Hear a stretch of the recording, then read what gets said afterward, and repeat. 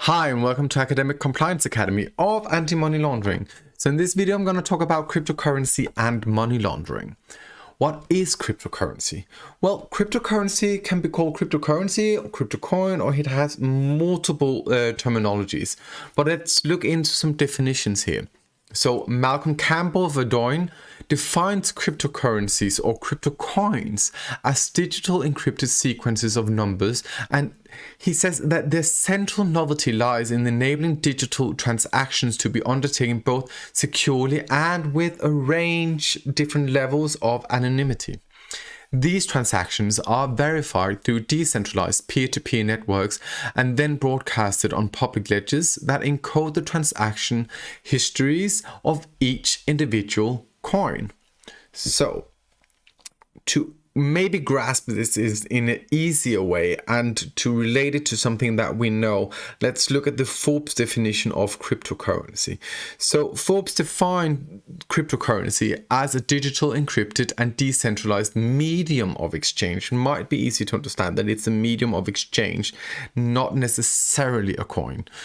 So, and unlike the US dollar or the euro, there's no central authority, central bank, that manages and maintain the value of cryptocurrencies. Instead, these tasks are distributed amongst the users of cryptocurrency on the internet. So I hope you got an idea of what a cryptocurrency is. I just needed to raise a fun fact here, because I put in the bottom that crypto actually means hidden, secret, and concealed. So keep that in mind when we go into the money laundering part, because that might be some of the reason that people working with anti-money laundering are not that keen on cryptocurrencies. So most people, when we talk about cryptocurrency, they think about bitcoins as the first kind of example. But there are multiple types of cryptocurrencies, and some of them are even mentioned, or the terminology used for some of them are tokens. So I just wanted to exemplify here that a token is kind of the same thing, because a token means a coin-like object or an asset that is used like a coin. So it is just an asset here, a code that is used for transaction purposes and has some kind of value. So what is the deal about crypto and money laundering? To understand this, we just have to figure out just the meta level first. We have three different types of economies here, inspired by Birgitte Unger from Black Finance 2007. So imagine that we have a regulated economy, here represented by the EU flag. So that is a legitimate financial sector. Then we have the underground economy, where everything is illegal. The way you produce goods, the goods in itself are illegal. That could be human trafficking, drug production, drug sales, everything that we know from the illegal sector. And then we have a third kind of like a mix, which is called the shadow economy. Here, the goods and the services might be legal, like building a house, but the way that it is produced, maybe by workers that are not paying taxes, is illegal. So that is why we call it the shadow economy. So a part of it is legal, a part of it is not legal. It's kind of mixed. So to understand the dilemma of crypto and money laundering, imagine now that outside of the regulated economy, cryptocurrency is being established. It is an innovation. It is being founded outside of the regulated economy. That does not mean that it has tight connections to the underground economy or the shadow economy. But what we do know is that it has been created outside of the regulated economy. So when it has been evolving over time and getting more and more success, but also downfalls at some times, well, why are we so frustrated about this kind of currency or asset when we talk about money laundering? It's simply because it has been created outside of the regulated economy. So we cannot totally safeguard ourselves when we are trying to open the borders from the regulated economy towards cryptocurrencies, because we do not know the actual origin. We do not know if they really originate from human trafficking or something related to the shadow economy.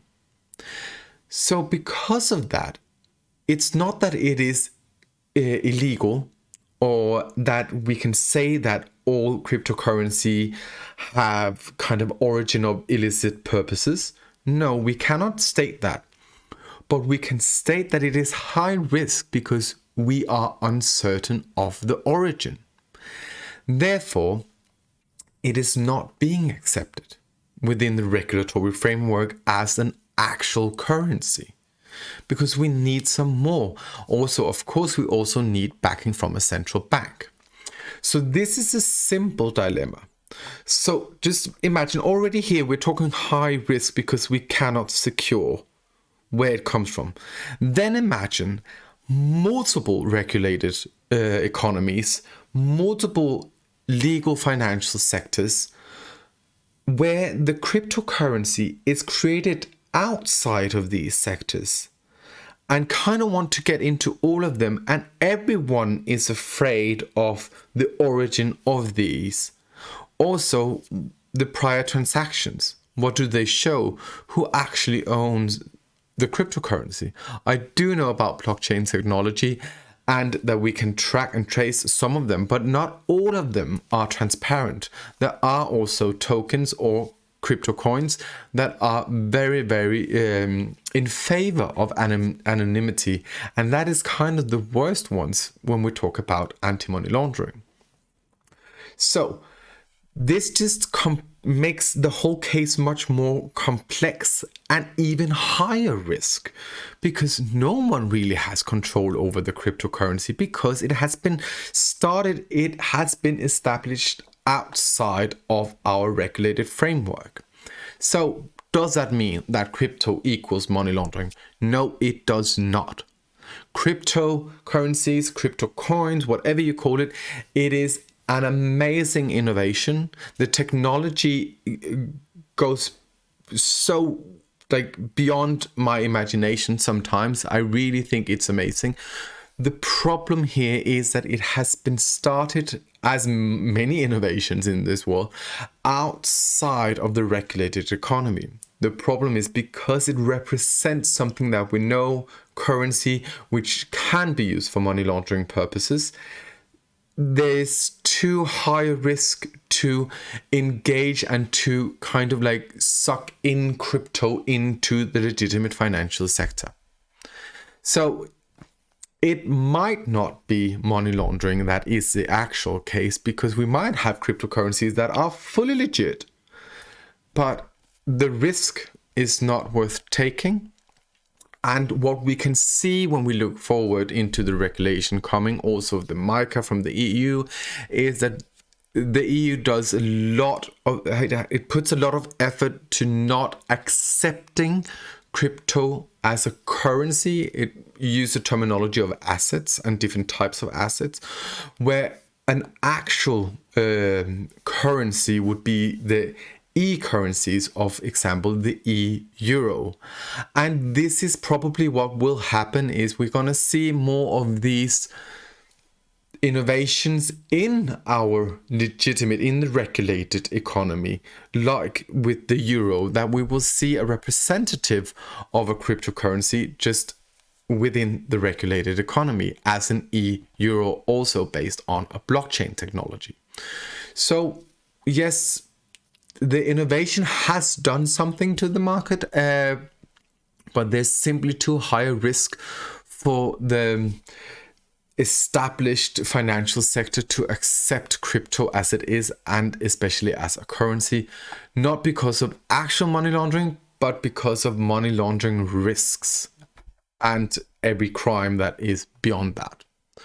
So this was just a quick in-flight on the dilemma of cryptocurrencies and money laundering, and why it is such a hard field, because it is amazing technology, but simply one of the technologies and one of the innovation that, because it has been created outside of the regulated economy, it is too hard to accept and to implement. So stay tuned and let's talk more about money laundering.